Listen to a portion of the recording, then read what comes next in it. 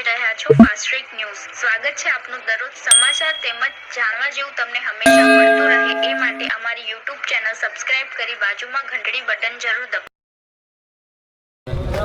બાપુ શું બાબત પૂરું કરતે અત્યારે અમારા સૈયદ સમાજના આગેવાન જે અત્યારે જિલ્લાના હોદ્દેદાર છે સૈયદ સમાજની અંદર અને સૈયદ અમીર શાહ બાવા એમના ઉપર જે સદન પ્રતિક્રિયા કરવામાં આવી છે એના માટે અમારા કચ્છ સૈયદ સમાજ તરફથી અપીલ કરવામાં આવી છે અને તમામ સૈયદ કચ્છ ભરતી એના માટે આવ્યા છીએ અને જે અત્યારે ફરિયાદ છે એ તદ્દન ખોટી ફરિયાદ છે અને જો પુરાવો એમની પાસે હોય તો સમાજને સામે રાખે। આવી રીતે ખોટી ફરિયાદો કરીને સમાજને લડવામાં અમારી અપીલ છે। ત્યારે સૈયદ સમાજ તદ્દન આખી કચ્છમાંથી એમના માટે અમીર શાહ માટે આવ્યો છે અને આ વસ્તુ અત્યારે એક ખાલી સમાજ ઉપર નથી થઈ, 14 અલગ અલગ જે વ્યક્તિઓ છે એની અંદર મંદરા સમાજ, જન સમાજ, હમણાં ટેકરાળા સમાજ, આલેપોત્રા સમાજ અને વિયાણા સમાજ એના તમામ જે લોકો ફરિયાદ થઈ છે તદ્દન ખોટી છે। જે લોકોનો ગુનાહ હોય એના માટે અમે ગુનેગાર હશે અગર સમાજ રહીને ગુનેગારને સમાજ પગલું કરશે, જે ગુનેગાર નથી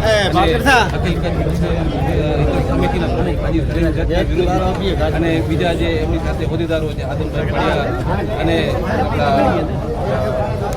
ઇસ્માઇલભાઈ મામા છે સમિતિને બદનામ કરવા માટે થઈ શકે છે આના ઉપર, કેમ કે હવે આ વસ્તુ અત્યારથી નથી હાલતી, ઘણા સમયથી હાલે છે અને એની અંદર પણ નામ હિતરક્ષ સમિતિનું ખેંચવામાં આવ્યું, એમનો કાંઈ રોલ નહોતો તે છતાંય હિતરક્ષ સમિતિને આગળ કરવામાં આવ્યો નામ કરીને।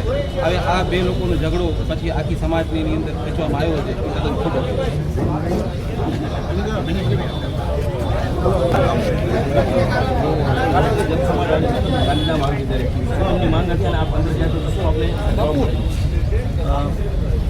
જે થોડા દિવસ પહેલાં ઉમાભાઈ સાહેબાએ એક ફરિયાદ મુસ્લિમ સમાજના સખીદાતાઓ, મુસ્લિમ સમાજના આગેવાનો અને સુન્ની મુસ્લિમ હિતરક્ષ સમિતિના આગેવાનો ઉપર ફરિયાદ કરી છે।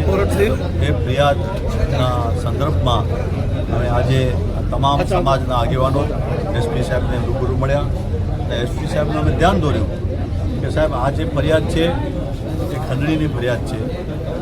જે માણસ કચ્છની હિન્દુ મુસ્લિમ સમાજ માટે જ્યારે હોસ્પિટલની સુવિધા ઊભી કરવા માટે પોતાના તરફથી 15 લાખ જેટલું મહત્વપૂર્ણ દાન આપતું હોય, સાહેબ એ 20 લાખની ખંડણીમાં કેમ સામેલ થાય?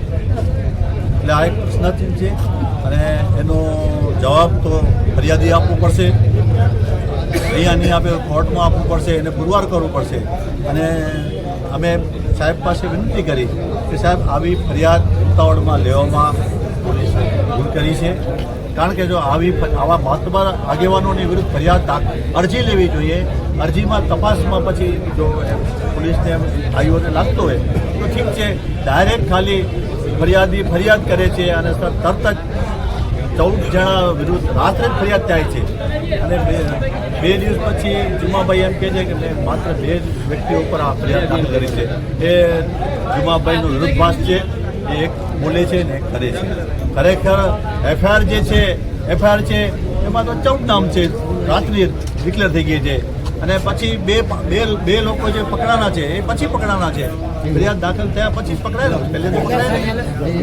એટલે આ જે અમે સાહેબનું ધ્યાન દોર્યું છે કે આ ફરિયાદની સામે અમને સાહેબ દુઃખ છે, આવી ખોટી ફરિયાદો થવા પહેલાં તપાસ કરવી એ પોલીસની ફરજ હતી। ખેર જે થઈ ગયું છે એ થઈ ગયું છે, પણ હવે અમે સાહેબને રજૂઆત કરી છે કે સાહેબ હવે આ ફરિયાદ રદ કરવા માટે અમે આપની પાસે અમે આવ્યા છીએ। આ ખોટી ફરિયાદ છે, એટલે અગર જો કોઈ ગુનેગાર ગુનો કરતો હોય તો એની સામે કાયદેસરની કાર્યવાહી થાય। અમે પણ સુન્ની હિતરક્ષ સમિતિ અને આ તમામ સમાજના આગેવાનો પણ સાથે જ છે। અમારા સુન્ની હિતરક્ષ સમિતિનો રેકોર્ડ છે કે ક્યારે કોઈ ખોટા માણસો માટે આવેદનપત્ર આપવા કે રેલીઓ કાઢવી કે આંદોલન કરવાનું કામ ક્યારે નથી કર્યું। હંમેશા પોઝિટિવ રહ્યા છીએ સુન્ની હિતરક્ષ સમિતિના તમામ આગેવાનો। એવી જ રીતે અહીં જે સમાજના સાથે સમાજના જે પ્રમુખો અને મહામંત્રીઓના આગેવાનો આવ્યા છે એ બધાએ પોતાની વાત રજૂ કરી હતી। એસપી સાહેબે શાંતિથી સાંભળ્યું અને યોગ્ય કરવાની અમને ખાતરી આપીને વિશ્વાસ આપ્યો છે। અમે સાહેબના શબ્દો ઉપર ભરોસો કરીએ છીએ કે તાત્કાલિક આ તપાસમાં સત્ય બહાર આવે અને જે નિર્દોષ છે એને રિલીઝ કરે. ફરિયાદી દ્વારા સોશિયલ મીડિયામાં કહેવામાં આવે છે મારું કોઈ સામાન્ય લાગે છે બહુ કામ પણ જે આમાં આરોપી છે એમનું નામ આપે છે તો આ યોગ્ય કેટલી વાત સત્ય કેવાથી ભાઈ જે કહે છે આપ એને જ પૂછી શકો છો કે શું કહે છે અને શું બોલે છે, તો એનો ઉત્તર તો એ પોતે આપશે. એ જે ફરિયાદી છે એ ફરિયાદી જ આ જવાબ આપશે. હું એના વતી કોઈ એને જવાબ ના આપું. હું તો જે આ સમાજની જે લાગણી છે એ એસપી સાહેબ પાસે પહોંચાડવા માટે અમે ત્યાં આવ્યા છીએ અને અમારી લાગણી સાચી છે, અમારી રજૂઆત સાચી છે. અમે ક્યારેય કોઈ ગુનેગાર માટે નથી આવ્યા, કોઈ ગુનેગારને ભલામણ નથી કરતા. અમે જે નિર્દોષ છે એના માટે આવ્યા છીએ અને એસપી સાહેબની જે વાત ઉપરથી અમને વિશ્વાસ આવ્યો છે કે એ ફરિયાદના ચકાસણી થશે, તપાસ થશે અને પછી રિલીફ આપશે એવો વિશ્વાસ છે. સાહેબ આપની શું માંગ હતી અને આપ અંતર્ગત શું આપણે અમારી આજે એસપી સાહેબની રજૂઆત હતી જે ફરિયાદ થઈ છે તદ્દન ખોટી ફરિયાદ છે. 13 જણા જે માતબર માણસો જે સમાજના અગ્રસ્ત ખાસ કરું મારી યુવા સમાજની વાત કરું, હાજી જકરીયા જે વર્ષોથી સમૂહવાદી કરતા હોય, દાતા હોય, આવો મહેનત કરતા હોય એનું નામ પણ ખંડણીમાં આવે. બીજા જે પ્રતિષ્ઠિત લોકો જે છે જે દાતાઓ છે 10-20 લાખ દાતા કરતા 20 લાખની ખંડણીમાં જે ખોટા નામ ઉપજી આવ્યા છે. પોતાને કહેવાતા મુસ્લિમ આગેવાન સમાજના કહેવાતા મુસ્લિમ આગેવાન પોતાને કહેતા ખોટી ફરિયાદ લીધી. એના વિરુદ્ધ અમારે હતું કે તમારા જે સાબિતી ખંડણીમાં થતા હોય તો તમે ફરિયાદ લો, પણ તમે એક વ્યક્તિ ડાયરેક્ટ સાબિત કર્યા વગર ડાયરેક્ટ ફરિયાદ લીધી છે એ ફરિયાદ ખોટી છે. તાત્કાલિક આ ફરિયાદ પાછી લેવામાં આવે. જો આ ફરિયાદ ના આવે તો અમે પાછો આનો એક્શનનો જવાબ આપશું. જો તાત્કાલિક નિર્ણય લેવામાં આવશે તો ખાસ કરીને આપ પણ રાજકીય આગેવાન છો, આમાં કઈ રાજકીય સરવણી હોઈ શકે એક સાથે આગેવાનું નામ આવું? ચૂંટણીનો સમય છે, વધુ નથી કહેતો.